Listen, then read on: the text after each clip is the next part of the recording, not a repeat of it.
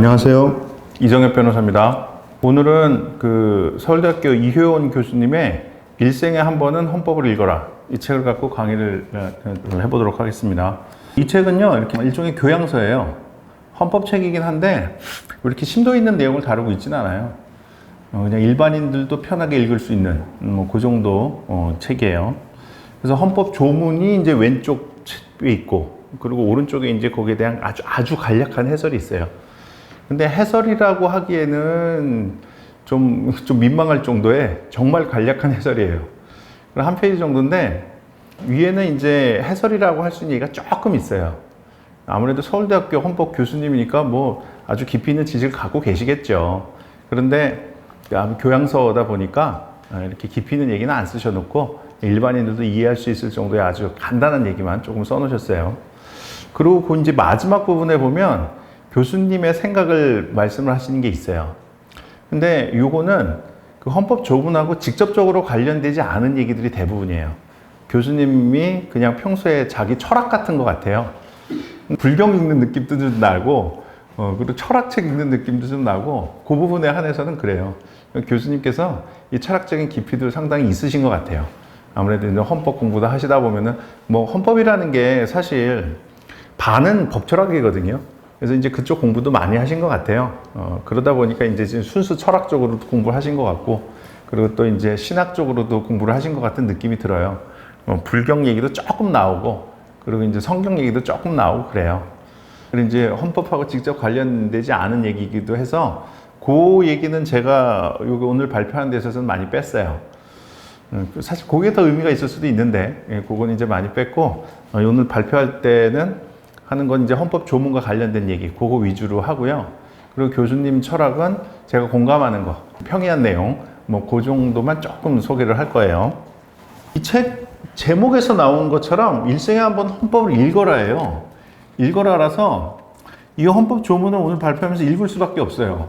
왜냐하면 이 해설은 되게 간소하거든요. 그리고 좀 저도 이제 그 변호사니까 헌법을 뭐 교수님만큼은 아니지만 뭐 아주 얕은 수준의 지식은 있는데, 그걸 갖고 얘기를 하려면은 뭐 그냥 제 얘기가 돼버리고 이 책을 소개하는 게 아니라, 그래서 근데 읽을 수밖에 없어요. 중요한 거 위주로, 좀 재미없는 건 좀 빼고 의미 있는 거 위주로 좀 같이 읽으면서 진행을 할게요. 그래서 기본적인 틀을 말씀을 좀 드리고, 그 틀에 맞춰서 이제 이거를 보면은 헌법이 조금 입체적으로 보일 거예요. 그래서 그걸 먼저 말씀을 드릴게요. 우선 헌법이라는 거에 대해서 보는 시각이 세 가지가 있어요. 헌법에 이제 헌법관이라고 하는데, 이건 이제 이 책에 나오는 얘기는 아니죠.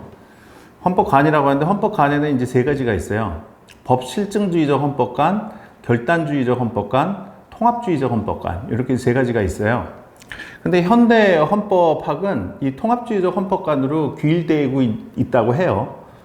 그래서 통합주의적 헌법관에 입각해서만 약간 말씀을 드릴게요. 통합주의적 헌법관에 따르면은 우선 헌법이라는 게 뭐냐? 헌법이라는 거는 그 국가 공동체가 갖고 있는 공감적인 가치를 기본적으로 담아준 거다.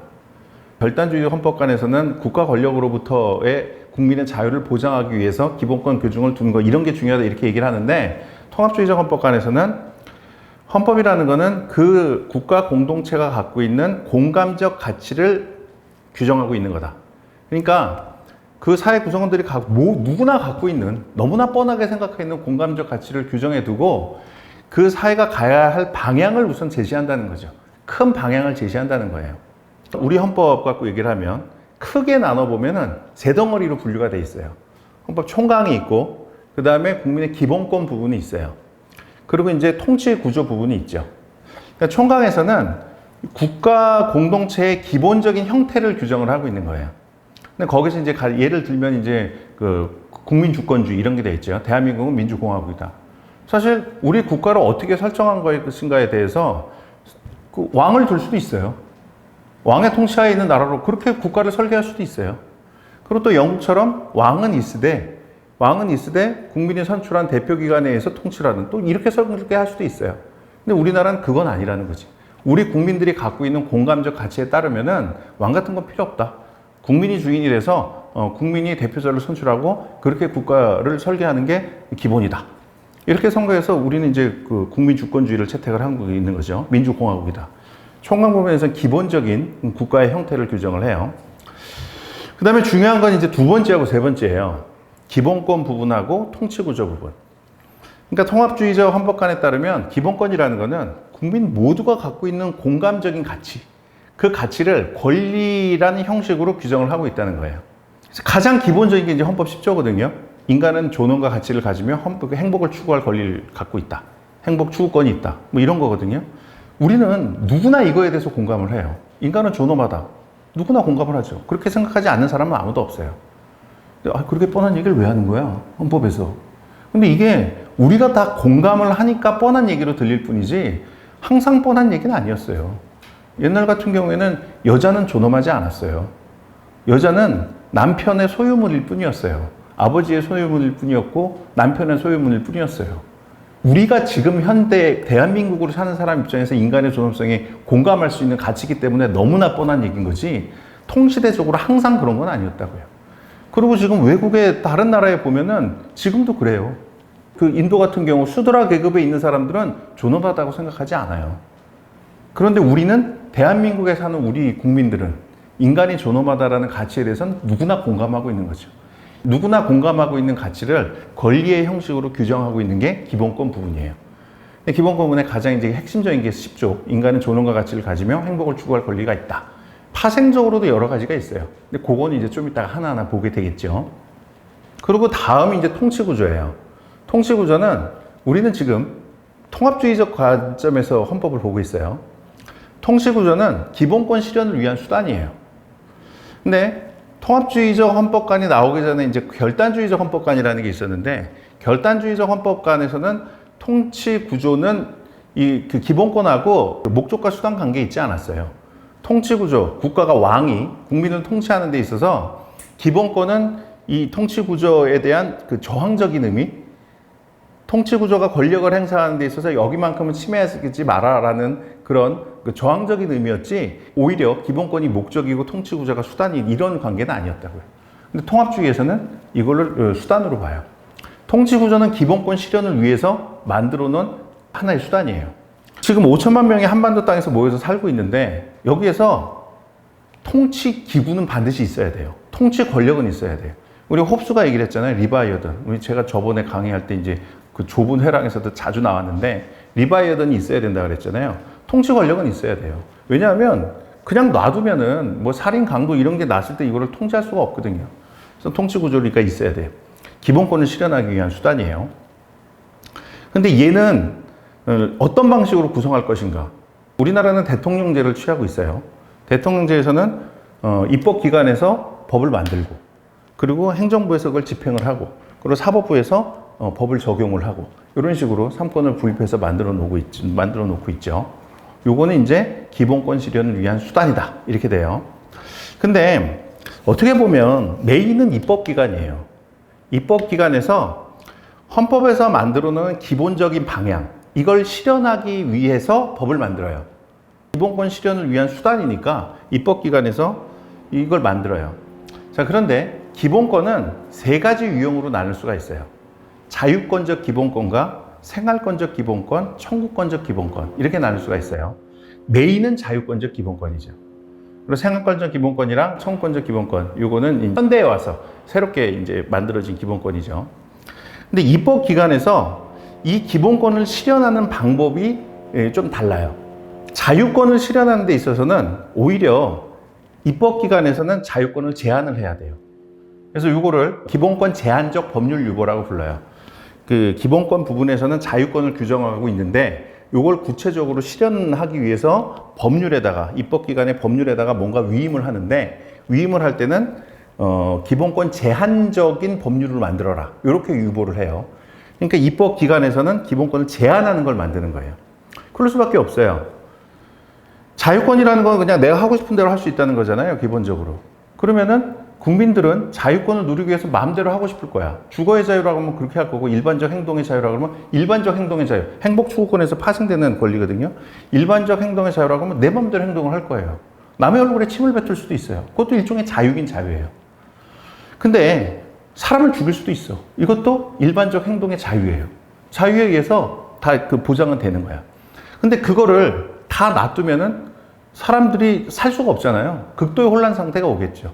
그래서 그 홉스가 얘기한 리바이어던 이런 게 등장을 해서 이걸 제한을 해야 된다는 건데 입법기관에서 그 자유권은 기본권 제한적 법률 유보. 그래서 법률에 의해서 제한을 한단 말이죠. 제한하는 방식으로 해서 자유권을 실현을 하고 있는 거예요. 그냥 놔둘 수가 없으니까. 조금씩 다 제한함으로써 모두의 자유권을 신장시키는 거죠. 이런 식으로 기본권 제한적 법률 유보를 해요. 그리고 기본권에는 아까 말씀드린 것처럼 생활권적 기본권과 청구권적 기본권이 있다고 그랬죠. 근데 청구권적 기본권이라는 거는 뭐 그냥 청원권, 재판청구권 이런 거라 그렇게 크게 중요하지는 않고 우리가 주로 관심을 갖는 거는 생활권적 기본권이죠. 생활권적 기본권의 가장 핵심 조항은 이제 34조인가? 그래서 인간다운 생활을 할 권리 이거예요. 그러니까 기본적으로 사람이 그 삶을 영위하는 거는 자유권의 바탕을 둬요. 내가 하고 싶은 대로 해서 내 먹을 건 내가 먹고 벌어서 먹고 사는 거예요. 그게 자유죠. 그런데 그럴 능력이 없는 사람들은 국가가 그걸 책임을 져줘야 돼요. 그걸 이제 권리 측면에서 얘기를 하면은 국가한테 나 좀 먹여 살려달라라고 청구를 할 수 있는 거죠. 근데 그런 권리가 헌법에 분명히 규정이 돼 있어요. 인간다운 생활할 권리 이런 식으로. 근데 이 헌법 규정만을 근거로 해서 국민이 국가한테 구체적인 어떤 행위를 해달라고 요구할 수는 없어요. 내가 인간다운 생활을 하려면 한 달에 300만 원이 필요하니 국가가 난 300만 원씩 달라. 이렇게 요구할 수는 없어요. 그건 안 되고 법률이 그거를 형성을 해야 돼요. 구체적인 권리를 만들어 나가야 돼요. 그래서 생활권적 기본권의 경우에는 법률에 의해서 뭐 한다 이렇게 식으로 나오는데 그거는 기본권 형성적 법률 유보예요. 자유권은 기본권 제한적 법률 유보라고 그랬죠. 법률에 의해서는 국민들의 자유를 제한을 해. 모든 국민들의 자유를 조금씩 제한함으로써 전체 국민의 자유를 실질적으로 보장하겠다는 거죠. 그런데 생활권적 기본권, 인간다운 생활할 권리 이런 거는 국민이 국가에 대해서 뭘 해달라, 나 살 수 있기 위해서 뭘 해달라고 요구할 수 있는 권리이기 때문에 그 구체적인 권리의 모습을 법률에 의해서 형성을 해요. 그래서 이걸 기본권 형성적 법률 유보라고 해요. 그래서 법률에 의해서 구체적으로 정해졌을 때 그 범위에서만 권리를 행사할 수가 있는 거죠. 이렇게 나뉘어져요. 그러니까 입법기관에서 요거를 이제 그 실현을 하는 거죠. 헌법에서 기본권 부분, 국민의 공감적 가치를 정해서 국가가 나가야 될 기본적인 방향을 정하고, 그리고 입법기관에서 이걸 구체적으로 형성을 하고, 이렇게 되는 거죠. 그리고 이렇게 입법기관에서 형성을 하면 대통령제 하에서는 대통령이 그거를 집행을 하죠. 대통령을 필두로 한 정부기관에서 구체적으로 이걸 집행을 해요. 물론 제대로 집행했는지 여부를 법에 의해서 행정부가 제대로 했는지 여부를 사법부에서 판단을 하죠. 법을 놓고 실제로 제대로 했는가 법을 적용해서 판단을 하는 거죠. 물론 입법부에서 만든 그 법률은 사법관계와 공법관계 이렇게 나뉘어요. 사법관계는 그냥 사인들 간의 법률관계를 규정을 하는 거예요. 국민과 국민 사이에. 이런 거는 법에 나와 있는 대로 뭐가 실현이 되는 거고 그거는 행정부의 별다른 개입 없이 제대로 됐는지 여부는 사법부에 가서 그냥 바로 그 심리를 해요. 그런데 이제 행정법률관계나 형사법률관계 이런 거는 이제 행정부에서 입법부에서 만든 법을 집행을 하죠. 간단한 게 우리 신호등 같은 거예요. 헌법에는 일반적 행동의 자유라는 게 보장이 돼 있어요. 그건 헌법 10조 행복추구권에서 파생되는 권리예요. 일반적 행동의 자유. 그러면 사실 우리는 어디나 다닐 수 있어야 돼. 왔다 갔다 가고 싶은 데 가야 돼요. 그런데 우리가 차도를 지날 때는 초록불이 들어올 때만 갈 수 있다. 빨간불이 갈 때는 할 수 없다. 이렇게 갈 수 없다. 이렇게 돼 있죠.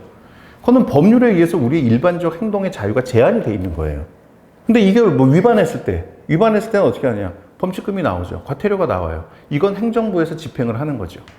행정부가 국민의 자유권 실현을 위해서 제한돼 있는 그 자유권, 그런 것들을 집행하기 위해서 해요. 그런 게 나오면 이제 행정부에서 나오면 이제 우리가 불복할 때도 있죠. 아니 나는 파란불에서 초록불에서 갔는데 너 왜 과태료가 왜 나왔냐? 불복하는 경우에는 제대로 했는지 여부는 이제 법원에서 또 판단을 하는 거죠. 뭐 이런 식으로 입법기관에서 만든 거를 행정부에서 집행을 하고 사법부에서는 그거는 제대로 했는지 여부를 심사를 한다. 이런 식으로 이제 권한 분배가 돼 있는 거죠. 이렇게 통치구조는 큰 덩어리로는 입법부, 집행부, 법원 이렇게 나눠져 있어요. 그래서 걔네들이 기본권을 실현하기 위해서 기능을 하고 있는 거죠. 이렇게 헌법은 기본권이 목적이고 통치구조가 수단인 이런 식으로 규정이 돼 있는 거예요. 그리고 헌법에 제4의 국가기관으로 헌법재판소가 있죠. 이건 뭐냐? 입법부도 어떤 권한을 행사를 하잖아요. 입법을 하잖아. 그럼 얘네들도 국민의 권리를 침해할 수가 있어요. 입법기관이. 그럼 요거는 또 통제를 받아야 되겠죠. 그래서 이제 헌법재판소라는 기관에서 그걸 통제를 하는 거죠. 그럼 입법기관에서는 어떻게 하느냐? 우리가 이제 공감적 가치를 기본권에서 규정을 하고 있다고 했는데 이 권리의 형식으로 돼 있잖아요. 권리의 형식으로 돼 있다는 거는 국가기관이 국민의 기본권 실현을 위해서 뭔가 의무가 있다는 거고, 그리고 거기에 더해서 국민은 소송으로서 이걸 다툴 수 있어야 돼요. 권리라는 거는 강제할 수 있어야 권리인 거죠. 그냥 가치라고 하면은 그냥 가치지만 권리라고 했으면 강제할 수 있어야 돼요. 그러면 국민은 기본권이 있고 국회를 중심으로 해서 이거를 구체적으로 실현해야 되는데 이 통치기관에서 이걸 제대로 실현하지 못하면 강제할 수 있어야 돼요. 그걸 강제로 어떻게 하느냐? 소송을 통해서 해야 되는데 이걸 소송을 통해서 하는 방법이 이제 헌법재판소라는 거죠. 국회에서 법을 만들었어요. 법을 만들었는데 그게 기본권 실현을 위해서 부적절하다 또는 불충분하다라고 하면 헌법재판소를 통해서 제재를 할 수가 있어요. 구체적으로 어떻게 하냐? 기본권 제한적 법률 위반인 경우에, 그러니까 헌법에서 규정하고 있는 자유권, 요거는 이제 법률에서 이걸 실현하려면 국민들의 기본권을 조금씩 제한해야 된다 그랬죠. 근데 제한할 때는 한계가 있어요. 37조에 나오는데 목적상의 한계, 국가안전보장, 질서유지, 공공복리, 요걸 위해서만 제한을 해야 된다. 그리고 또 방법상의 한계로는 비례의 원칙이라는 게 있어요. 그 다음에 본질적 내용 침해 금지 원칙 이런 게 있어요. 요 원칙에 입각해서 했는가? 요거를 이제 헌법재판소에서 판단을 하는 거죠. 근데 헌법재판소 판례를 보면 대부분은 비례의 원칙에 의해서 판단이 돼요. 요 37조를 보시면 되는데 37조를 보면 2항에 나오죠. 국민의 모든 자유와 권리는 국가안전보장, 질서유지 또는 공공복리를 위하여 필요한 경우에 한하여 법률로서 제한할 수 있으며 제한하는 경우에도 자유와 권리의 본질적 내용을 침해할 수 못한다 이렇게 나오죠. 목적상의 한계는 국가안전보장, 질서유지, 공공복리예요. 그다음에 필요한 경우에 하나예요. 요게 이제 비례의 원칙이죠. 필요한 만큼만 하라는 거예요. 너무 많이 하지 말고. 그래서 비례의 원칙은 3단계로 나눠요. 수단의 적합성, 그 다음에 침해의 최소성, 세 번째는 협의의 비례의 원칙, 법익의 균형성 이렇게 나와요. 그러니까 수단의 적합성이라는 거는 국민의 자유를 전체적으로 실현하기 위해서는 개개 국민의 자유를 조금씩은 제한을 해야 되는데 기본권을 제한함으로써 뭔가 목적하는 게 있을 거 아니에요. 그 목적하는 거 달성하는 게 효과적이어야 된다는 거야. 그러니까 다시 말해서 이런 거예요. 법률이 국민의 어떤 자유권을 제한을 해서 어떤 목적을 달성하려고 하고 있는데 봤을 때 야, 근데 이게 무슨 상관이야? 나한테 이거 하지 말라 그러는데 왜 하지 말라는 거야? 저러저러해서 하지 말래. 그런 목적을 위해서. 아니 근데 이거 안 하면 그 목적이 달성이 돼? 아니 이거 안 한다고 그렇게 되는 거 아니잖아. 이렇게 돼버리면 수단의 적합성이 없는 거예요. 이거 자유 제한한다고 해서 그 목적 달성할 수가 없다. 이러면 수단의 적합성이 없어요. 첫 번째 단계예요. 그거부터 통과를 해야 돼. 그리고 두 번째, 수단의 적합성이 인정된다 하더라도 침해의 최소성이 인정이 돼야 돼요. 그 목적을 달성할 수 있는 많은 방법이 있다면 그 중에서 국민의 기본권을 가장 적게 침해하는 방법으로 해라. 이게 이제 침해의 최소성이죠. 이런 느낌인 거예요. 이거 안 하고 저렇게 하면 되잖아. 저렇게 하면 되는데 왜 굳이 이렇게까지 하는 거야? 저렇게 해도 충분히 그 목적 달성할 수 있는데 이렇게 돼버리면 이거는 침해의 최소성이 없는 거예요. 그 다음에 세 번째, 침해의 최소성까지 인정이 됐다. 기본권 제한을 통해서 달성하려는 목적이 기본권을 제한함으로써 초래되는 불이익보다 더 커야 돼요. 이런 느낌인 거죠, 이거는. 근데 이거 나한테 이거 하지 말라는데 이거 왜 하지 말라는 거야? 아, 이러이러한 목적을 위해서 하지 말래. 아니, 고작 그것 때문에 이걸 하지 말라고? 이런 느낌이 들면은 그거는 법익의 균형성이 없는 거예요. 이 세 가지가 충족이 돼야 돼요. 국민의 자유권을 제한하는 법을 규정을 했는데 이게 충족이 안 되면 헌법재판소에서 위헌 결정이 나는 경우가 많아요. 이런 식으로 입법부를 통제하는 수단으로서도 헌법재판소가 있는 거죠. 큰 덩어리로 기본권이 헌법에 있어서 목적이다. 이거는 모든 국민이 공감하는 기본적인 가치를 권리의 형식으로 규정을 하고 있는 거다. 이거 실현을 위해서 통치구조를 뒀다.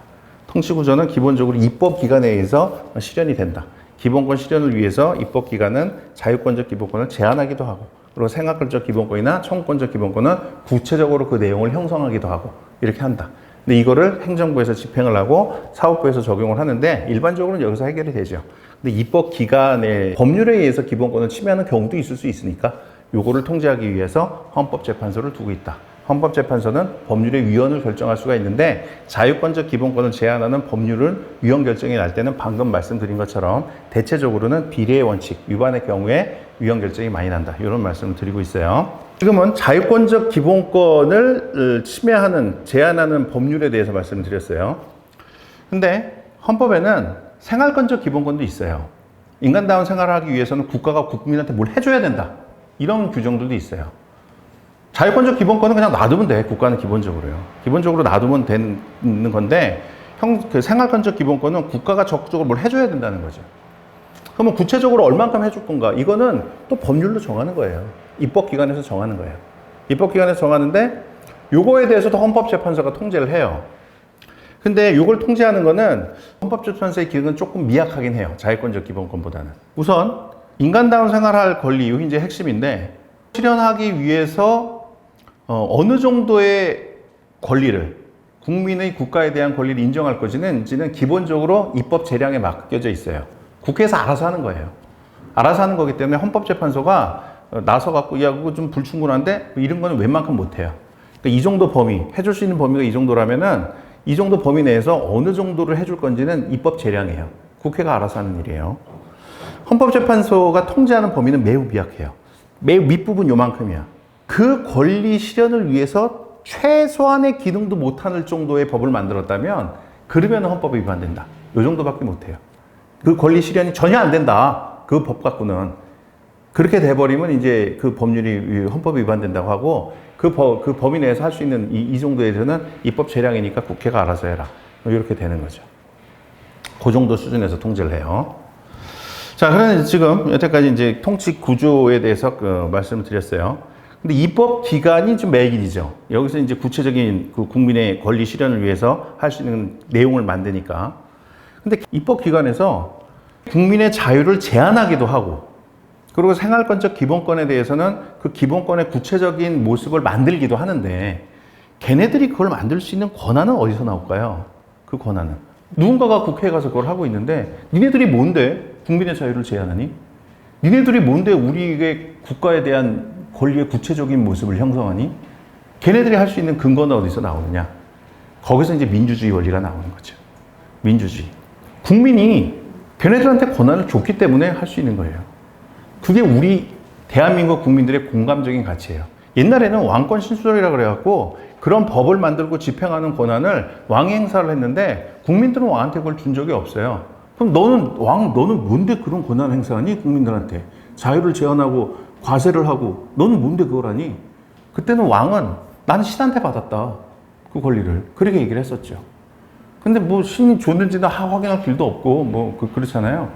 지금 현대 민주주의 국가에서 대한민국 헌법에서 그 권리 넌 누구한테 받았니? 국회의원, 대통령, 너 누구한테 받았니? 국민한테 받았어. 그렇게 되는 거죠. 국민이 그걸 줬기 때문에 할 수 있는 거죠. 그게 이제 헌법에 다 나오는 거예요. 거기서 이제 민주주의 원리, 그것도 헌법에 다 규정이 돼 있다는 거죠. 지금 얘기 들어보면은 다 뻔한 얘기네 라는 생각이 드실 거예요. 아까 비례의 원칙 이런 거는 조금 못 들어본 얘기일 수도 있는데 다 뻔한 얘기네.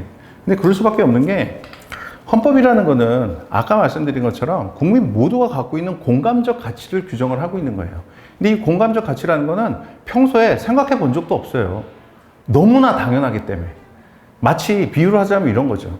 물고기는 물에서 헤엄을 치면서 살아요. 근데 자기는 그게 물인지를 몰라요.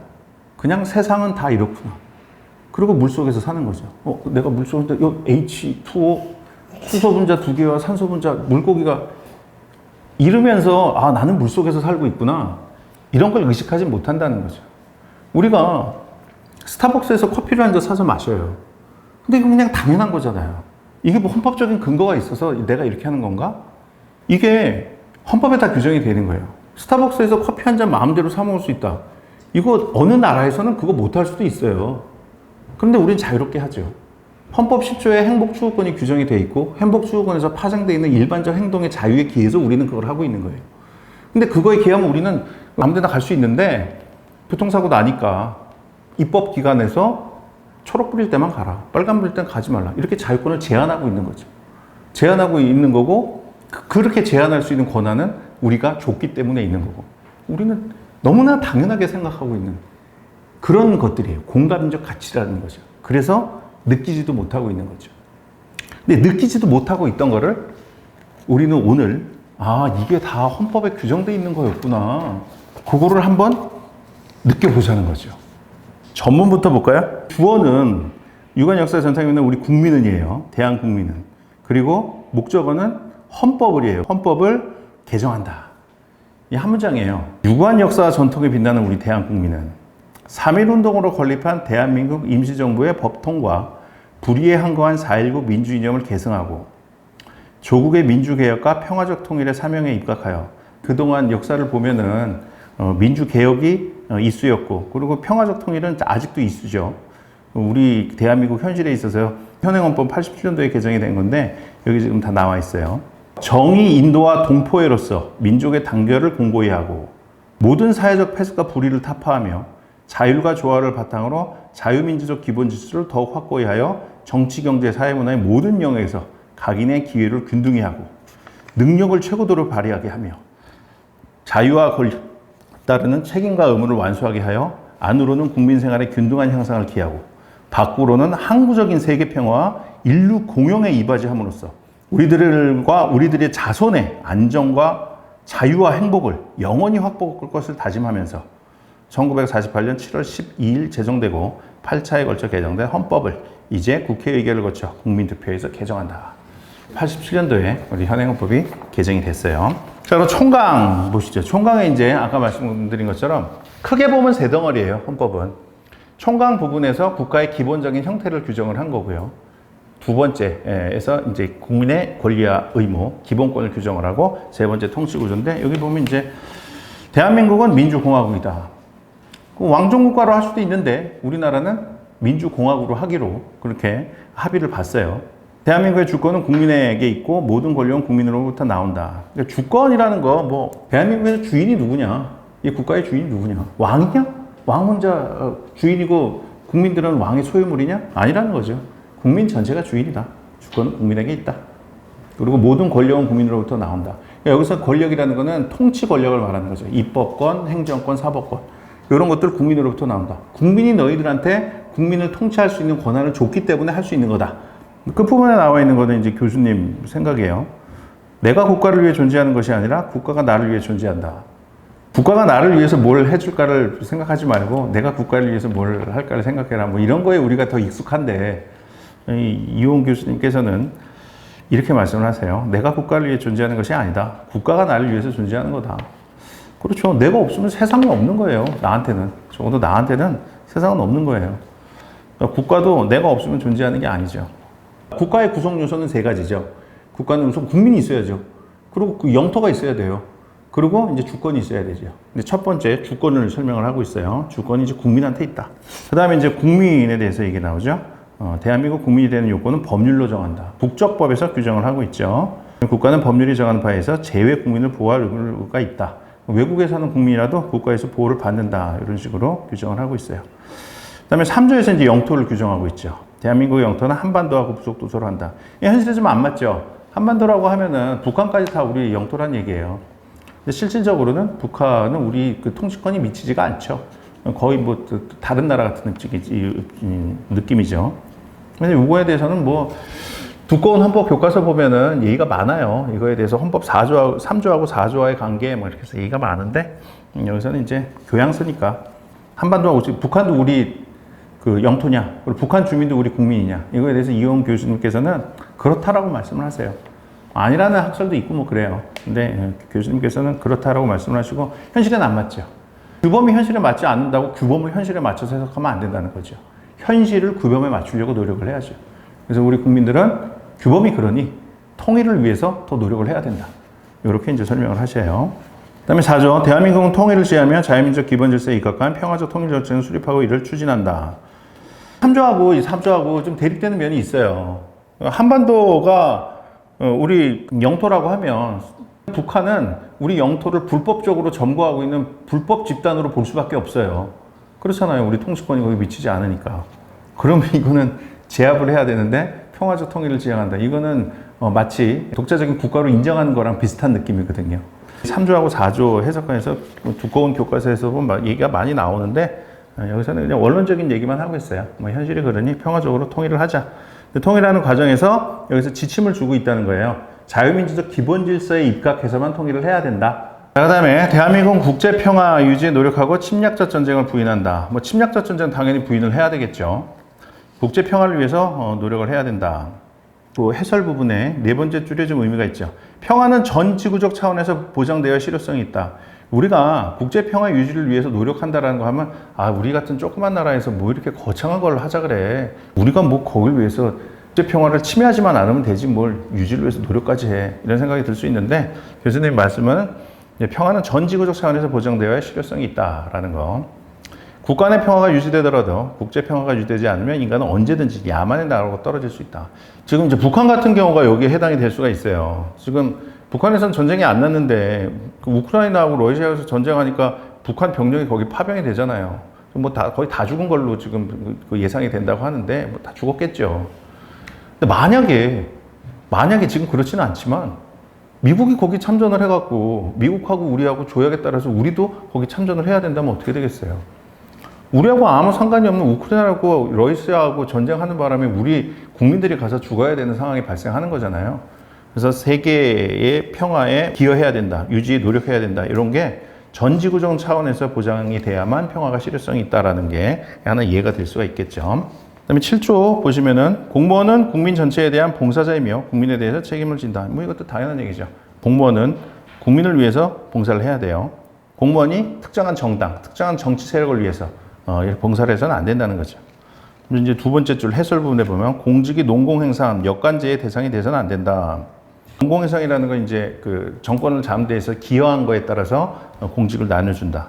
역관제라는 거는 이제 관직을 사냥한다는 거죠. 이것도 뭐 농공행상이랑 뭐 비슷한 의미죠. 공직의 정치적 중립성 이걸 강조를 하고 있어요. 두 번째 보시면은 공무원도 국민이기 때문에 기본권의 주체가 된다. 공직 수행하는 면에 있어서는 공권력의 담당자지만 국민의 한 사람으로서는 기본권의 주체도 된다. 뭐 그런 얘기가 나와 있죠. 뭐 그렇기 때문에 공직을 위해서 자기를 희생할 것을 요구해서는 안 된다. 성공 후사는 기대할 수 있지만 멸사 본공은 요구해서는 안 된다.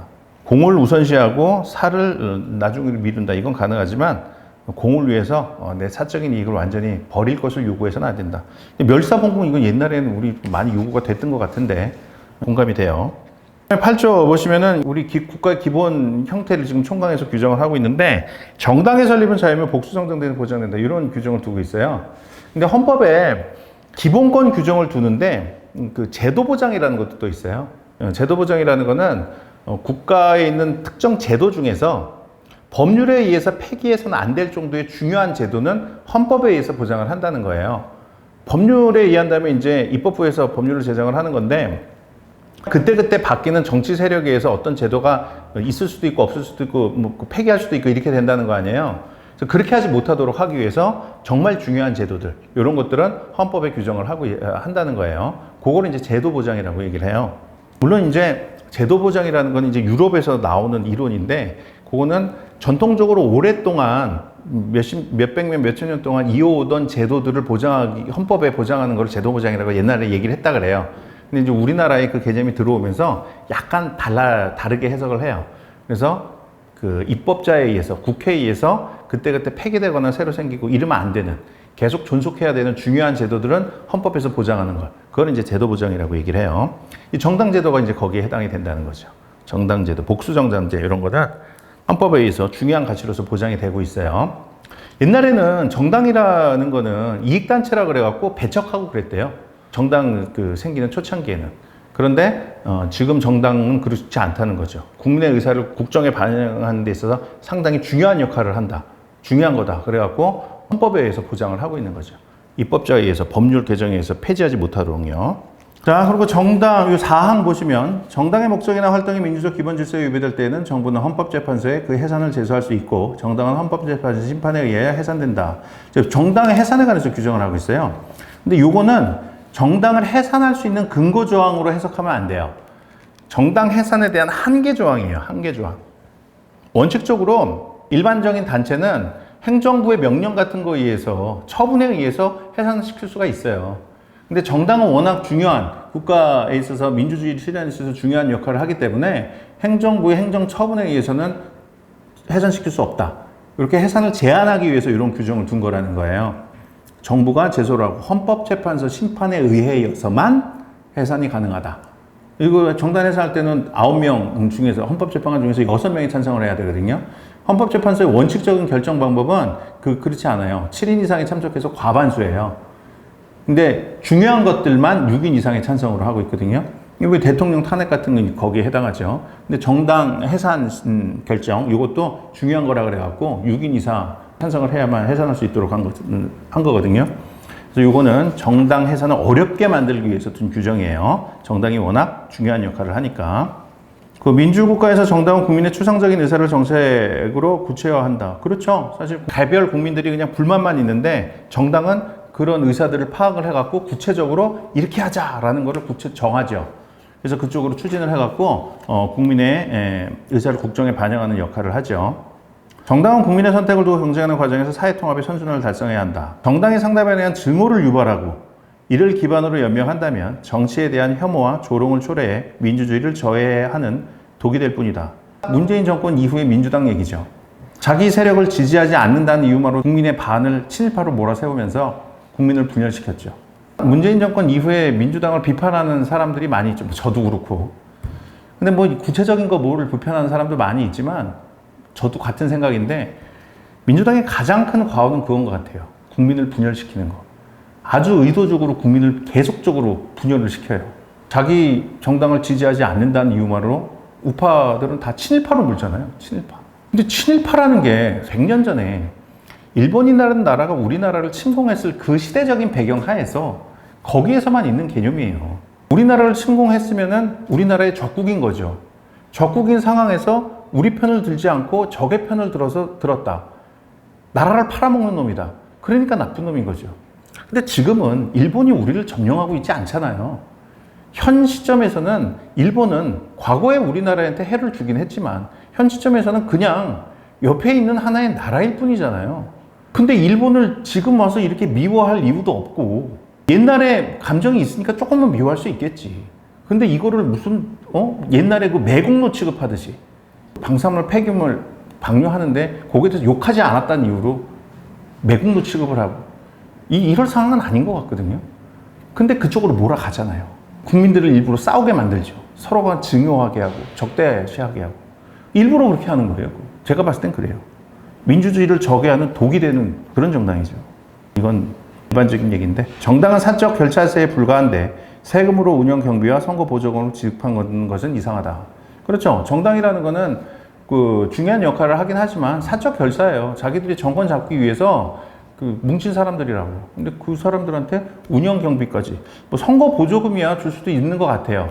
이 교수님께서는 선거 보조금 지급하는 것도 이상하다고 말씀을 하시는데 제가 생각하는 거는 제 생각일 뿐이에요. 개인적인 생각인데 선거 보조금 정도는 줄 수도 있을 것 같아요. 선거라는 거는 그 공적 기능을 하고 있으니까 거기서 이제 형평에 맞고 공정해야 되니까 그래서 국가에서 보조를 해줄 수도 있는데 평상시 운영 경비까지 이거 국가에서 보조를 해주는 건 좀 이상하지 않은가. 저도 그런 생각이 좀 들어요. 이런 건 당비나 후원금 뭐 이런 걸로 하는 게 원칙인 것 같다. 뭐 이거는 저도 그렇게 생각이 들어요. 자, 그 다음에 구조. 국가는 전통 문화의 계승과 발전과 민족 문화의 창달에 노력해야 된다. 자, 이런 게 이제 뭐 뻔한 얘기죠. 뻔한 얘기지만 우리는 이제 우리 국민이 가야 될 기본 방향을 정하는 게 헌법이기 때문에 이런 것도 규정을 하고 있는 거예요. 2장, 국민의 권리와 의무. 이게 이제 헌법에서의 핵심이라고 얘기할 수 있죠. 이게 이제 헌법의 목적이에요. 자, 이제 아까 말씀드린 것처럼 기본권은 세 가지 유형으로 나눌 수가 있어요. 자유권적 기본권, 청구권적 기본권, 그 다음에 생활권적 기본권.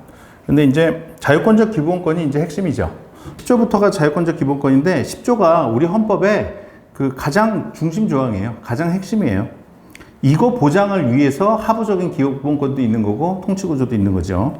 모든 국민은 인간으로서의 존엄과 가치를 가지며 행복을 추구할 권리를 가진다. 국가는 개인이 가지는 불가침의 기본적인 권을 확인하고 이를 보장할 의무가 있다. 요게 핵심이에요. 요건 이제 자유권적 기본권으로서 해석이 돼요. 그 다음에 11조는 이제 평등이죠. 평등이 이제 다들 아시는 거죠. 성별이나 종교 이런 거에서 차별을 받지 않는다. 3항 보면은 훈장 등의 영전의 일을 받는 자에게만 효력이 있고 어떠한 특권도 이에 따르지 않는다. 옛날에 민주화운동 했다는 이유로 그 자녀들한테 뭐 의대 입시하는 데서도 특권이 주어지고 이런 거는 지금 사회적 거의 계급이 아닌가. 뭐 여기서 지금 보면 훈장이나 영전의 일을 받은 자에게만 효력이 있다. 어떤 특권도 이에 따르지 않는다 그랬거든요. 물론 국가 유공자한테는 자녀들한테 근로의 기회가 조금 더 우선적으로 주어지긴 해요. 그런데 지금 우리 현실은 자녀들한테 의대 입시에 있어서도 특혜가 주어지고 뭐 이거는 거의 하나의 사회적 계급이 돼갖고 귀족 하나의 특권이 주어지고 있는 거죠. 이런 것들은 이제 헌법에 위반되는 게 아닌가라는 생각이 좀 듭니다. 그 다음에 12조는 이제 모든 국민이 신체의 자유를 가진다. 신체의 자유라는 건 자기 신체 활동 자기 마음대로 할 수 있는 거고, 그리고 이제 신체 안전은 침해받지 않는다. 이런 의미를 갖죠. 근데 거기서 이제 국가로부터 신체 자유의 제한이 그동안 많이 있었죠. 고문당하고 뭐 이런 거. 연좌제. 뭐 그동안 많이 있어서 그런 것들을 경계하는 의미에서 좀 긴 조문을 두고 있어요. 너무 헌법이라고 하기에는 너무 구체적인 조문들이에요. 14조는 거주 이전의 자유. 어디서 살든지 그건 내 마음이다. 마음대로 이사 다닐 수도 있다. 뭐 이런 자유죠. 근데 옛날에는 이 자유가 보장되지 않았죠. 뭐 호패제 이런 게 있어갖고 조선시대에 뭐 거주 이전의 자유가 보장되지 않았는데 우리 헌법에서는 이런 것들을 다 보장하고 있다. 그 다음에 직업 선택의 자유. 어떤 직업을 선택할지, 그 직업에서 내가 어떻게 활동을 할지, 이건 내 마음대로 결정할 수 있다는 거죠. 이것도 옛날에는 보장이 안 됐어요. 그 양반들은 그 관직에 나갈 수 있고, 그 농민, 상민 이렇게 나눠갖고 자기 계층에 있어만 직업에 선택할 수 있었지, 이제 안 됐었죠. 근데 지금은 가능하다. 그 다음에 거주의 자유. 그러니까 내 집에서 내 마음대로 살 수 있다는 거, 뭐 이런 것들이고요. 사생활의 비밀과 자유, 침해. 요즘에는 이제 개인정보 자기결정권, 이게 이제 특히 문제가 돼요. 기업이나 국가에서 개인정보를 많이 갖고 있는데, 그것들을, 의해서 사생활의 비밀이 많이 유출이 될 수가 있죠. 통신의 비밀을 침해받지 않는다. 이런 것도 기본권으로 보장이 되고 있어요. 그다음에 국민의 양심의 자유를 가진다. 양심이라는 거는 뭐가 옳고 그른지 이건 내 마음대로 판단할 수 있다는 거죠. 그리고 내가 판단한 대로 양심에 따라서 살 수도 있다는 거고요. 거기에서 많이 들어봤죠. 여호와의 증인. 여호와의 증인이 양심의 자유를 주장하면서 집총을 거부하잖아요. 근데 거기에 대해서 헌법재판소에서 집총 거부할 수 있다. 양심의 자유를 이유로. 이렇게 이제 결정이 났죠. 근데 이거에 대해서 제가 이제 군법무관 할 때였는데, 군인들은 반발이 심하더라고요. 양심의 자유를 이유로 집총을 거부할 수 있다? 그러면 군인들은 다 양심이 없다는 얘기야? 뭐 이런 판결이 다 있어. 그러면서 군인들은 반발이 그때 거셌어요. 그런데 여기서 양심은 그런 게 아니에요. 양심은 사람마다 다 다른 거죠. 뭐가 옳고 그름에 대한 자기의 판단인데, 군인들은 아니 집총을 해갖고 적군으로부터 우리 나라를 지키는 게 이게 훌륭한 일이다. 그건 그 사람의 양심이고, 사람 죽이는 일은 바람직하지 않다. 나는 총 들고 싸우는 거 싫다. 의무적으로 나한테 이걸 강요하지 말라. 그건 또 여호와의 증인들, 걔네들은 양심이고, 양심은 사람마다 다 다른 거라 그 양심의 자유로서 보장이 될 수도 있다는 거죠. 집총 거부가 양심의 자유로 보장된다. 헌법재판소 결정이 나온 이후에 그 대체복무제가 마련이 됐죠. 종교의 자유, 국교는 인정되지 않는다는 거죠. 국교를 정한 나라도 있죠. 옛날에 조선시대 같은 경우에도 유교를 이제 국교로 사실상 정한 거죠. 불교를 배척하고 그랬었는데, 지금 대한민국에서는 뭐 그런 거 안 돼요. 종교 내가 하고 싶은 대로 다 하는 거예요. 언론 출판의 집회 결사의 자유, 뭐 이런 것들도 우리가 다 알고 있는 것들이죠. 요거에 대해서 중요한 게 2항, 언론 출판에 대한 허가나 검열, 집회 결사에 대한 허가는 인정되지 않는다. 그랬거든요. 검열 인정되지 않는다고 분명히 헌법에서 얘기를 하고 있거든요. 근데 얼마 전에 또 민주당에서 가짜뉴스 사전에 검열 비슷하게 하려고 했던 게 있었죠. 가짜뉴스 막는다고. 근데 그런 건 다 검열이에요. 그런 거 하면 안 돼. 그러면은 뭐 가짜뉴스를 놔두자는 얘기냐? 사실 사회적으로 해하게 되는 행위들이 있죠. 살인도 사회적으로 해하게 되는 거죠. 강간도 사회적으로 해하게 되죠. 근데 강간을 막자고 해서 모든 남자들은 태어나자마자 거세해라. 이러진 않잖아요. 사전적으로 그걸 막지는 않는다고요. 강간을 막는 수단은 형법에 의해서 너 강간을 만약에 하면 그러면 너 처벌한다? 이걸 위하라고 하죠. 일종의 협박이에요. 너 강간하면 처벌한다? 이렇게 법으로서 함으로써 처벌의 두려움을 통해서 강간을 막게 하는 거죠. 그러면 그것도 그런 식으로 하면 돼요. 가짜뉴스를 퍼뜨리면 손해배상을 하게 한 거다. 사후에 처벌하는 그런 방식으로 하면 되는 거지. 미리 검열을 해서 가짜뉴스면은 이거는 유포하지 마. 이런 식으로 하면 안 된다는 거죠. 그건 검열이에요. 여기 검열을 헌법에서 분명히 금지하고 있거든요. 그러면 가짜뉴스를 그냥 놔두자는 얘기냐? 이런 식으로 또 하잖아요. 누가 놔두지? 사후에 처벌하는 방식으로 관리를 하자는 거지. 학문과 예술의 자유를 갖는다. 이런 것도 좀 그래요. 사실 역사학도 하나의 학문이잖아요. 그런데 학문의 자유가 있어요. 역사학이라는 거는 과거의 진실이 뭘지 이거를 밝혀나가는 거잖아요. 물론 과거로 타임머신 타고 돌아가지 않는 한 그거를 100% 명확하게 밝힐 수는 없죠. 하지만 사료 같은 거를 통해서 진실에 접근할 수는 있는 거죠. 그게 이제 역사학에서, 학문에서 해야 될 일이죠. 그런데 지금 현 정권에서 하는 거 보면은 광주 민주화 운동이라든가 이런 거에 대해서 자기들 입맛에 맞지 않는 얘기를 하는 사람들은 처벌하자 그러잖아요. 그게 처벌할 일인가요? 그게 역사적인 고증을 통해서 해결할 일이지. 만약에 맞지 않는 얘기를 하면 아니다, 광주 민주화 운동 이러해갖고 훌륭한 거였다. 역사적인 자료를 통해서 반박을 하고 그 과정에서 해결할 일이지. 광주 민주화 운동에 대해서 싫은 얘기하는 사람은 처벌하겠다. 이거는 학문의 자유를 침해하는 거거든요. 그 다음에 재산권이 보장된다. 근데 재산권은 자유시장 경제 질서에서 당연히 보장이 돼야 되겠죠. 근데 재산권은 좀 특징적인 게 기본권 중에서 제약의 폭이 가장 큰 기본권이에요. 옛날에는 왕권으로부터 시민들이 자유권을 보장받기 위해서 이제 프랑스 대혁명도 나고 그랬잖아요. 근데 초창기에는 기본권은 하늘로부터 받은 권리다. 하늘로부터 받은 권리다. 그러면서 천부인권설. 거기에 재산권이 가장 핵심 권리였어요. 그래서 재산권은 천부인권이다. 하늘에서부터 받은 거기 때문에 절대 불가침이다. 이렇게 얘기를 했었죠. 근데 이제 현대사회에 들어와서 이제 많이 바뀌어갖고 기본권 중에서 제약의 폭이 가장 큰 기본권이 재산권이다. 이렇게 돼 있어요. 그다음에 선거권도 있고요. 공무담임권 이런 것들 있죠. 이런 것 다 민주주의 실현을 위한 권리들이죠. 그 다음에 청원권 이런 것도 있고요. 재판을 받을 권리 이런 것도 나오죠. 우리가 현실에서 누리고 있는 권리들이에요. 그 다음에 형사보상 청구권. 자기가 구속돼 갖고 조사를 받았는데 나중에 무죄 판결이 났다. 그럼 구속돼 있는 기간 동안 하루에 얼마씩 해서 보상을 받을 수 있다. 이런 권리들이죠. 그다음에 29조는 이제 그 공무원이 직무수행 중에 불법행위를 하면은 국민이 국가에 대해서 손해배상을 청구할 수 있다. 공무원이 직무수행 중에서 한 불법행위는 국가의 불법행위다. 이렇게 판단을 해서 국가가 배상 책임을 진다. 이런 내용의 권리예요. 30조 범죄 피해자에 대한 구조 청구권. 타인의 범죄 행위로 인하여 생명, 신체에 대한 피해를 받은 국민은 법률이 정하는 바에 의하여 국가로부터 구조를 받는다. 범죄자한테 피해를 받았으면 그러면 원칙적으로는 그 범죄자한테 손해배상을 청구해서 받아내야 돼요. 그게 원칙이죠. 근데 범죄 피해자를 받았는데 국가가 그걸 배상을 해줘라. 요거는 좀 예외적으로만 인정되는 거거든요.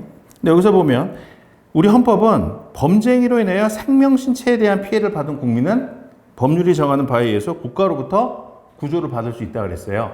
생명, 신체에 대한 피해를 받은 경우에 한해서. 이 취지는 범죄 예방을 잘 못한 국가도 좀 잘못이 있지 않냐. 이런 취지에서 이제 국가에서 배상을 하라는 거예요. 자, 근데 요즘에 전세 사기에서 국가가 보상을 하라 그러죠. 이건 사기는 국가가 보상을 할 범죄가 아니에요. 헌법에는 생명, 신체에 대한 피해를 받았을 때만 국가가 보상을 해주라고 하고 있다고요. 그래서 이제 구체적인 법률을 보면 사람이 사망했거나 아니면은 피해를 당했고 중장애를 입었을 때, 장애인이 됐거나 이런 경우에만 국가가 이제 유족들한테나 당사자나 배우자 이런 사람한테 보상을 해주는 법엔 그렇게 돼 있다고요. 전세 사기에 대해서는 국가가 해줘야 될 이유가 없어요. 헌법에 반해요, 그거는. 그리고 전세 사기에도 하려면 왜 전세 사기만 해요? 월세 사기에도 해야 되고, 다단계 사기에도 하고, 왜 사기만 해요? 공갈 이런 것도 하고, 다 해야지. 모든 범죄에 대해서 다 해야지. 요즘 실태가 헌법에 반하는 게 너무 많아요. 그 다음에 31조는 모든 국민은 능력에 따라 균등하게 교육을 받을 권리를 가진다. 여기서부터 이제 생활권적 기본권으로 이제 들어가는 것이에요. 이때까지 자유권적 기본권이었는데 지금부터 생활권적 기본권으로 들어가요. 국가한테 뭘 청구를 할 수 있는 거예요. 근데 요거에 기해 갖고 난 능력에 따라 균등한 교육을 받을 때 나는 되게 똑똑하니까 되게 좀 훌륭한 교육을 좀 해달라. 이런 걸 청구할 수는 없고 구체적으로 어떤 걸 할 수 있는지는 법률에 유보가 돼 있다. 법률에서 구체적으로 정하는 바에 따라서 하는 거예요. 32조 근로의 권리를 갖는다. 그 일할 권리인데 이건 이제 근로자가 그 사용자와의 관계에서 조금 쾌적한 환경에서 좋은 조건으로 그 근무를 할 수 있도록 할 수 있는 권리죠. 근데 이거는 원칙적으로는 사용자하고 피용자 사이의 계약 관계에서 정해진 문제죠. 여기서 자유롭게 정해야 되는 건데 국가가 개입을 할 수 있다는 거예요. 국가가 개입해서 근로자를 위해서 근로 환경을 좀 마련할 수 있게 국가가 기여를 해야 된다. 국가의 의무로서 규정을 하고 있는 건데 권리 형식으로 규정이 돼 있죠. 그다음에 33조는 근로 3권, 단결권, 단체 교섭권, 단체 행동권 이런 거죠. 근로자가 이제 사용자의 관계에서는 아무래도 좀 취약한 지위에 있죠. 그러니까 이제 그 단결해갖고 노동 조건에 대해서 협상할 수 있도록 하는 거죠. 근데 여기 보면은 1조에 근로자는 근로 조건의 향상을 위하여 이 목적이 분명히 나와 있어요. 단결권, 단체 교섭권, 단체 행동권의 목적은 근로 조건의 향상을 위해서만 해야 돼요. 헌법에 그렇게 나와 있어요. 정치 파업은 안 돼요. 정치 파업 많죠. 법률 뭐 제정해라. 법률 자기가 원하는 거 제정해달라. 안 해주면 파업하고. 아니 국가에서 법률 제정 안 해주는데 왜 파업을 해갖고 그 사용자한테 피해를 줘요? 근로조건 개선을 위해서만 하게 돼 있는데 이 정치 파업 안 된다. 그다음에 34조. 요게 이제 인간다운 생활할 권리. 모든 국민이 인간다운 생활할 권리를 가진다. 요게 이제 생활권적 기본권의 핵심 조항이에요. 기본 조항이죠. 인간다운 생활이라는 건 뭐냐? 인간다운 생활이란 인간이 생물학적 생존할 수 있는 정도를 넘어 건강하고 문화적인 생활을 영위할 수 있을 정도. 뭐 이렇게까지 국가가 보장해 줘야 될 의무가 있다라는 거예요. 나는 건강하고 문화적인 생활을 하려면 한 달에 300만 원 필요하니까 달라. 이렇게 할 수는 없다는 거고. 구체적으로 어떻게 되는지는 법률에서 정하는 거다. 근데 그거를 소송으로 다투려면 헌법재판소에 위헌법률 심판으로 다퉈야 되는데 최소한도 안 돼 있을 때만 위헌이 된다. 35조 건강하고 쾌적한 환경. 이거 환경권이에요. 36조 혼인과 가족 생활은 개인의 존엄과 양성의 평등을 기초로 성립되고 유지되어야 한다. 조선시대는 그렇지 못했죠. 양성이 평등하지 않았어요. 남자들이 불만이냐? 그 남자들 불만 없어요. 조선시대를 그리워하느냐? 뭐 그런 거 없어요. 요즘 가장이라는 표현 있잖아요. 가장. 예전에 옆방 변호사가 와이프하고 얘기를 하는데 와이프가 그러더래요. 아 그래도 당신이 우리 집 가장인데 뭐 그러면서 뭐라고 했대. 근데 그 말을 딱 듣는데 갑자기 마음이 확 무거워지면서 싫더라는 거예요. 그래갖고 걔가 화를 냈대요. 아니 내가 왜 가장이냐. 같이 하는 거지. 같이 하는 거지 내가 왜 가장이냐. 그러면서 양성평등을 주장했다 그러더라고요. 남자도 양성평등에 대해서 상당히 호의적인 마음이 있다. 37조 국민의 자유와 권리는 헌법에 열거되지 아니한 이유로 경시되지 않는다. 헌법에 지금 많은 자유와 권리가 보장이 돼 있는데 거기에 있는 것만 국민의 자유와 권리는 아니고 자유와 권리 이 자체는 뭐 헌법에 규정되어 있지 않다 하더라도 다 보장이 된다. 30조 2항 되게 중요한 조문인데 그건 아까 말씀을 드렸으니까 38조 39조 여기 이제 의무가 규정이 돼 있어요. 납세 의무하고 국방의 의무 두 가지 규정이 돼 있어요. 가장 기본적인 의무죠. 다 권리고 의무는 이거 두 가지만 규정이 돼 있어요. 3장부터 통치 구조죠. 이거는 기본권 실현을 위한 수단들이에요. 국회, 대통령, 그다음에 법원, 뒤에 이제 헌법재판소 이런 구조로 돼 있어요. 국회에서 법을 만든다. 법을 만들면 국민의 자유와 권리를 제한할 수 있는 권한이 있는 거고, 그다음에 국민의 기본권을 구체적으로 형성할 수 있는 권한이 여기 있는 거죠. 이 권한을 국회에서 가질 수 있는 근거는 국민이 수권을 했기 때문이다. 국민이 권한을 줬기 때문이다. 그러니까 국민이 권한을 주는 거는 국회라는 기관에다가 이 권한을 주는 거 그것도 있고요. 그리고 국회라는 권한은 그 기관을 구성할 수 있는 국회의원, 그 개별 사람들을 국민이 투표해서 직접적으로 선출을 하죠. 그렇기 때문에 걔네들이 할 수 있다. 이렇게 되는 거죠. 그래서 입법권은 국회에 속한다.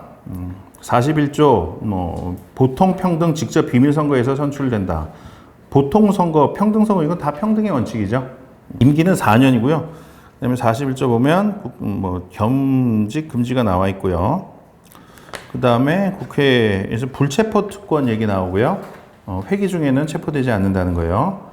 그다음에 45조는 국회의원은 국회에서 직무상행한 발언과 표결에 대해서 국회의회에서 책임을 지지 않는다.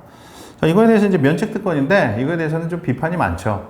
옛날에는 왕이 국회를 탄압하고 그랬으니까 왕에 대항하기 위해서 이런 특권이 주어졌는데 지금은 국회의원을 대통령이 탄압한다 이런 건 없잖아요. 그래서 오히려 특권을 줄 게 아니라 국회에서는 오히려 좀 책임을 가중해야 된다. 엄격하게 해야 된다. 이런 주장이 많이 있죠. 형량 뭐뭐 이런 거 당연한 얘기고요. 2항 보시면 국회의원은 국가의 이익을 위해 양심에 따라 직무를 수행한다. 여기서 이제 직업적 양심이라는 거죠. 정당이나 자기 개인의 양심이 아니라 직업적인 양심, 국회의원으로서의 양심, 그런 거를 얘기를 한다는 거죠. 54조부터는 국회에서 이제 예산안을 심의 확정을 한다는 거예요. 그러니까 이제 국회에서 법률을 만든다. 그리고 이제 국회에서 법을 만들면 행정부에서, 정부에서 이제 구체적으로 집행을 하는데, 집행을 할 땐 돈이 들죠. 그 돈 드는 거, 그거는 이제 국회에서 예산안을 짜갖고 준다는 거죠. 정부에서 이제 기본적인 예산안을 만들죠. 국회에서 심의해서 의결을 하고, 그리고 또 정부에서 사용을 하고, 최종적으로 국회에서 이제 결산을 하는 거죠. 그래서 국회에서 정부의 돈 쓰는 거 통제를 하자는 거죠. 정부에서 이제 사람을 쓰는 거나 돈을 쓰는 거, 이런 걸 국회에서 통제를 받아요. 돈 쓰는 거 이제 예산, 여기서 지금 얘기 나오죠. 그리고 사람 관련해서도 국무총리 임명하는 데서 국회 동의를 받아서 해야 된다. 그리고 또 해임 건의를 할 수도 있고, 탄핵도 할 수 있고, 이렇게 정부에서 일하는 사람들에 대해서 국회가 관여를 많이 하는 거죠. 국회가 이제 정부에 대해서 민주적인 통제를 하라는 건데, 지금 현실에서는 민주적인 통제가 아니라 지금 뭐 탄압을 하고 있죠. 정부를 탄압을 하다가 이제 결국 이제 전 대통령이 화가 나갖고 계엄까지 선포를 한 거 아니에요. 예산 다 잘라버리고, 탄핵해갖고 사람도 다 잘라버리고, 일을 못하게 하니까 못하겠다 그러면서 계엄까지 선포하고, 예산에 관해서는 국회에서 중심적인 역할을 갖고 있다. 그래서 55, 56, 57가 다 예산과 관련된 권한들이에요. 예산 이건 돈 쓰는 것들이고요. 58조 이건 국채를 모집하거나 뭐 이런 건데, 여기서 58조, 59조 뭐 이런 것들이 이제 돈을 거두는 거죠.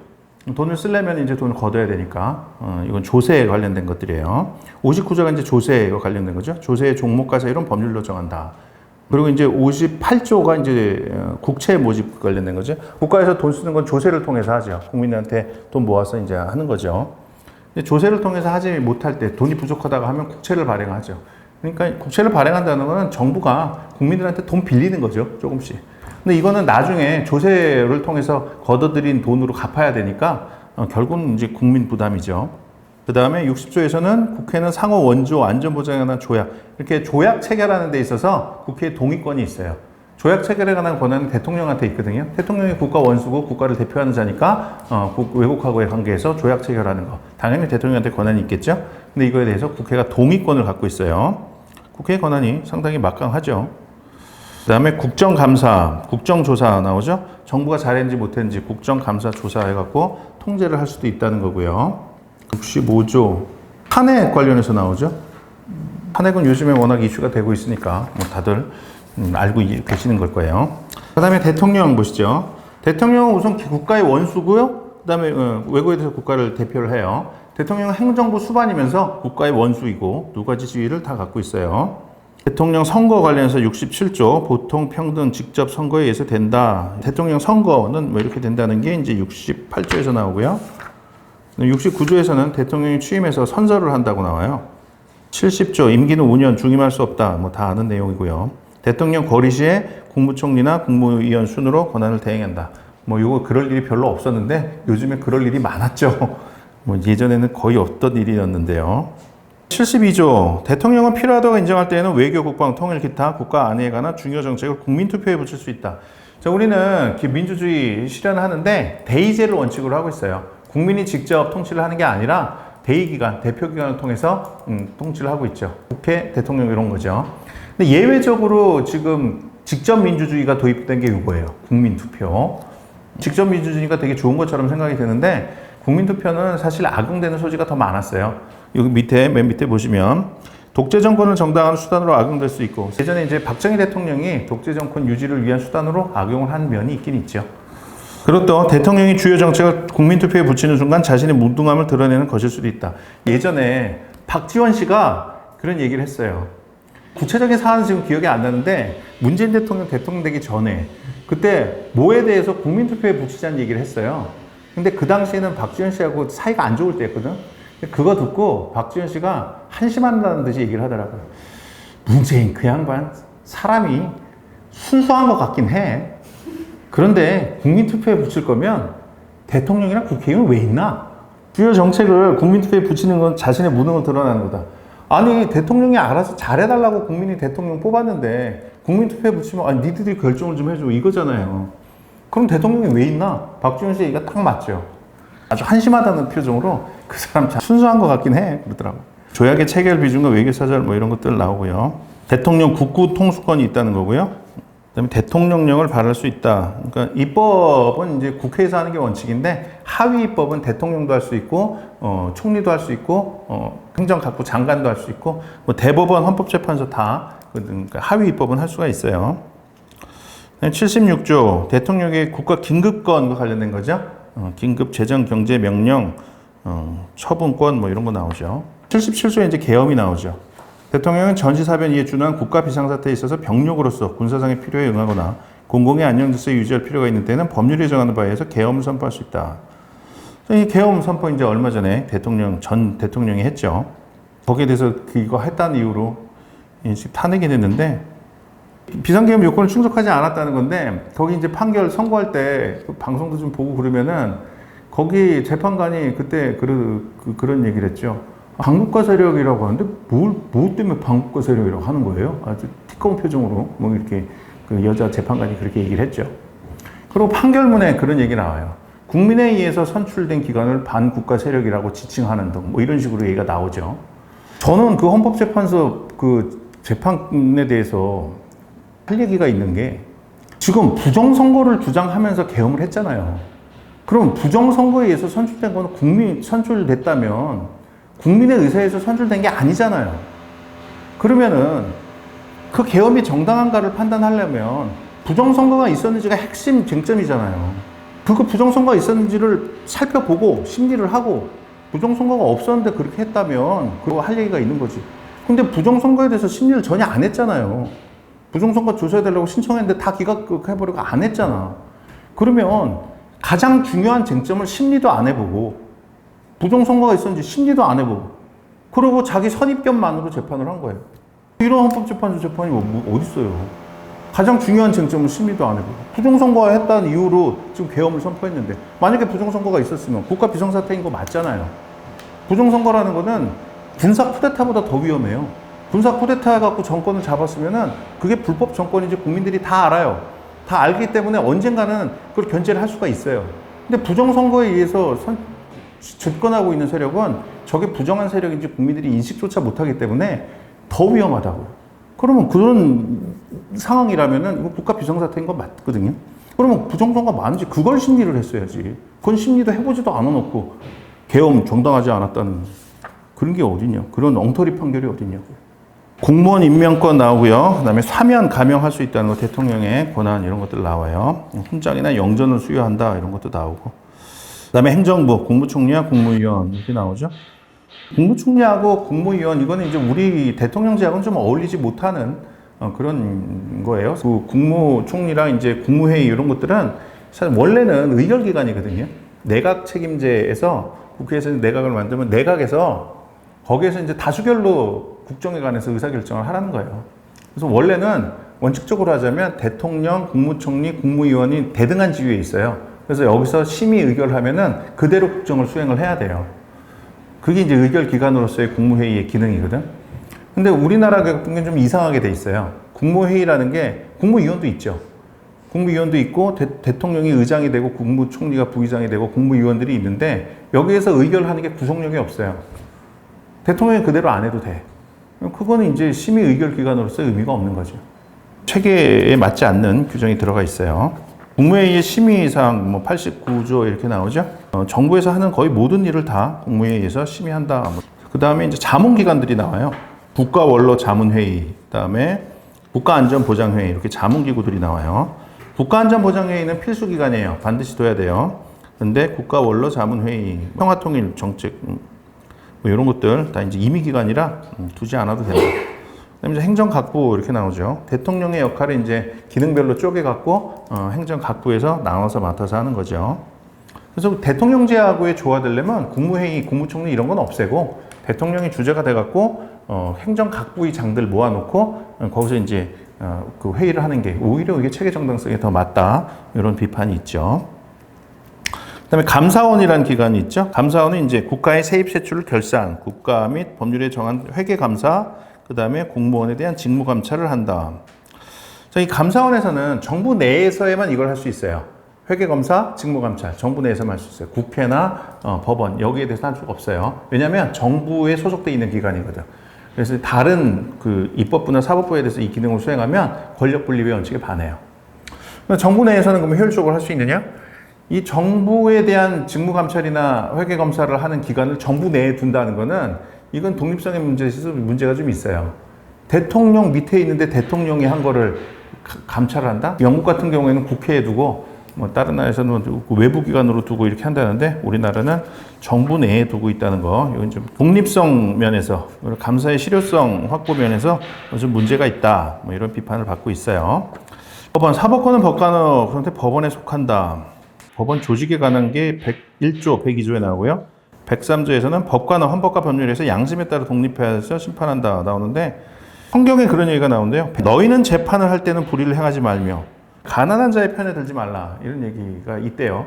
근데 이거는 제가 옛날부터 하던 얘기거든요. 옆방 변호사하고 얘기하면서 야, 나는 가난한 사람 편에 서서 재판하는 거 이거 옳다고 생각하지 않는다. 얘기를 하면 대부분 사람들이 왜? 가난한 사람 편에 서서 약자의 편에서 재판해야 되는 게 맞지 않아?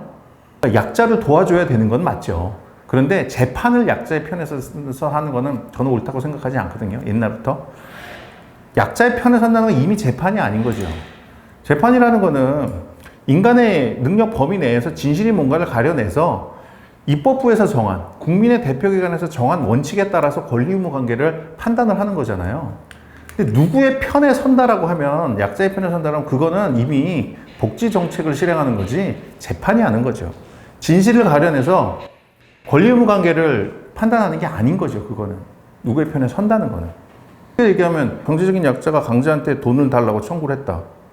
만약에 사실관계를 판단을 해보고 법에 따라서 받을 권리가 있으면은 인용을 하고, 그렇지 않으면 기각한다. 이거는 약자의 편에 서는 게 아니죠. 그냥 진실관계에 따라서 하는 거지. 받을 게 없는데 약자의 편에 서기 위해서 받을 수 있도록 해주는 게 약자의 편에 서서 재판을 하는 거죠. 그러면 이건 이미 재판이 아닌 거죠. 복지정책이지 그거는. 그러면 행정부 공무원으로 가야지 법관이 됐으면 안 되죠. 판사가 행정부 공무원 일을 하면 안 된다는 거죠. 그 다음에 대법원장 임명, 뭐 이런 얘기 나오죠. 선거관리위원회도 나오죠. 선거관리위원회도 요즘에 말이 많죠. 선거의 독립성과 공정성을 보장해주기 위해서 새로운 기관으로 만든 건데, 뭐 그 역할을 하고 있는지. 그다음에 지방자치, 이것도 이제 아까 말씀드린 제도 보장 중에 하나예요. 지방자치라는 제도, 요거는 이제 헌법에 보장해갖고 법률에 의해서 쉽게 폐지하지 못하도록 하자. 자, 9장 경제에 나오죠. 우리나라 헌법같이 경제 조항을 이렇게 상세하게 규정하고 있는 헌법은 잘 없대요. 읽어보시면은 이게 무슨 헌법인가 싶을 정도로 너무 내용이 구체적이에요. 근데 핵심 조항은 119조죠. 대한민국의 경제 질서는 개인과 기업의 경제상의 자유와 창의를 존중함을 기본으로 한다. 자유시장 경제 질서를 기본으로 한다는 거죠. 그 다음에 이제 국가는 균형 있는 국민 경제의 성장 및 안정과 적정한 소득의 분배를 유지하고 시장의 지배와 경제력의 남용을 방지하며 경제 주체 간의 조화를 위해 경제의 민주화를 위하여 경제에 관한 규제와 조정을 할 수 있다. 이건 이제 예외적으로 국가가 개입을 할 수 있다는 거죠. 수정 자본주의죠.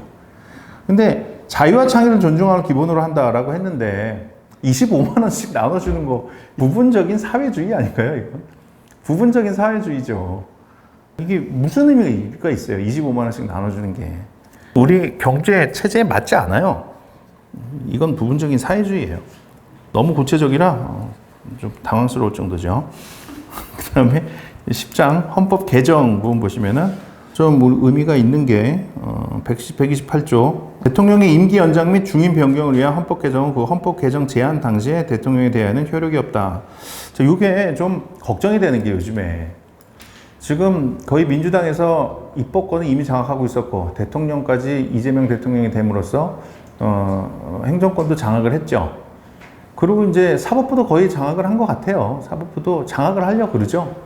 뭐 대법관 수를 늘린다 이런 얘기도 나오고 법관의 자격이 없는 자, 변호사 자격이 없는 자도 대법관이 될 수 있도록 그렇게 법을 개정을 하겠다 이런 얘기 있었잖아요. 그럼 거기에 대해서 김어준 대법관 시키는 거 아니냐 이런 얘기도 있었거든요. 근데 김어준은 이제 하나의 상징적인 의미인 거고 그쪽 사람을 대법관으로 다 앉히는 거 아니냐. 뭐 그런 정도 얘기까지 나왔으면은 지금 그쪽도 장악을 하겠죠. 헌법재판소는 이미 장악을 한 것 같고요. 그 헌법재판소 그거는 좀 궁금한 같이 한번 생각을 해보자는 건데요. 그 예전에 그 한덕수 총리가 임명을 했죠. 근데 효력 정지 가처분이 돼 있는 상황에서 법이 개정이 됐죠. 대행자는 대통령 몫의 헌법재판관을 지명할 수 없다. 이렇게 법이 개정이 됐거든요. 근데 그러고 나서 이제 새로 대통령 된 이후에 지금 이재명 대통령이 헌법재판관 임명을 했죠. 근데 저는 궁금한 게 대행자가 선임한 헌법재판관 있잖아요. 효력이 정지만 돼 있었지 효력이 없다는 판결이 안 나왔잖아. 그리고 법률이 개정이 된 건데 법률 개정이 됐어도 이 효력이 있는가를 따져봐야 되는 거 아닌가요? 헌법재판소에서. 과거 법에 따랐을 때 법률 개정되기 전에 효력이 있는지를 따져보고 효력이 없다라고 하면은 새로 지명할 수 있는 거지만 이게 효력이 있는지 없는지 아직 판단이 안 된 상태에서 새로운 사람을 지명하는 건 안 되는 거 아닌가요? 근데 왜 여기에 대해서 아무도 의문을 제기하지 않는지 모르겠어요. 이러면 대통령 임기를 연장하거나 이재명 대통령이 연임을 할 수 있는 방향으로 헌법 개정을 시도하려고 하지는 않을까라는 생각이 들어요. 근데 그냥 제 개인적인 생각이에요. 만약에 그걸 한다면 사실 여기 위반이 되거든요. 임기 연장이나 중임 변경을 위한 헌법 개정은 안 된다. 근데 헌법 개정안을 만들어서 국민 투표에서 통과가 되면 이걸 누가 무효로 선언할 수 있을까요? 만약에 그 5년 한 다음에 중임 하는 걸 허용을 하는 헌법 개정을 만들어서 국민 투표로 통과가 되면 여기에 반하기 때문에 현행 헌법에 반하기 때문에 그때 가서는 이미 현행 헌법은 아니겠죠. 이거는 구헌법이겠죠. 구헌법에 반한다는 이유로 무효로 선언할 수가 있을까요? 이게? 지금 정권의 성격으로 보면 그냥 무대뽀로 밀어붙여놓고 아니 국민들이 다 찬성을 했는데 87년도에 국민투표 결과하고 지금의 국민투표 결과하고 다른 건데 지금의 의사가 더 우선하는 거 아니냐 이런 식으로 주장하면 이거는 할 말 없는 거 아닌가요? 그럴 위험도 있지 않나 생각이 듭니다. 지금 우리 통치기구 부분을 쭉 봤는데요. 지금 국회 나오고 대통령 이런 식으로 나왔죠. 근데 우리 지금 현행헌법이 87년도에 개정이 된 헌법이거든요. 근데 그 전에 보면 사실 박정희 대통령, 전두환 대통령 여기서 이제 행정부, 대통령의 권한이 매우 강했죠. 그래서 국회의 권한을 많이 강화시키는 방향으로 개정을 했어요. 근데 현 시점에서 보면은 국회의 권한이 너무 강해갖고 대통령이 국회 등살 때문에 뭐 할 수 있는 게 아무것도 없어요. 그래서 오죽했으면 윤석열 대통령이 개헌까지 선포를 했겠어요. 본줄을 잡아주지, 탄핵한다는 뭐 이런 식으로 해갖고 사람 일 못하게 하지. 근데 대통령이 할 수 있는 게 아무것도 없어요. 국회는 대통령을 향해서 많은 제안을 할 수 있고 하는데 대통령이 국회를 향해서 할 수 있는 건 아무것도 없어요. 탄핵조차도 할 수 없어요. 국회는 대통령을 탄핵할 수 있으면 대통령이 국회의원을 탄핵한다? 아니면은 국회를 해산한다? 이런 건 할 수가 없거든요. 그래서 87년 체제가 그 과거사에 비춰봤을 때 대통령을 견제하는 기능을 너무 강화하다 보니까 지금 현 시점에서는 맞지 않은 국회 입법 독재가 된 상황이 아닌가. 그래서 입법 독재 권한을 활용해갖고 지금 사실상 행정부까지 장악한 그런 상황이 발생을 한 거죠. 지금 현행 헌법은 현 시점에서는 조금 좀 역기능을 하지 않는가 그런 생각도 좀 듭니다.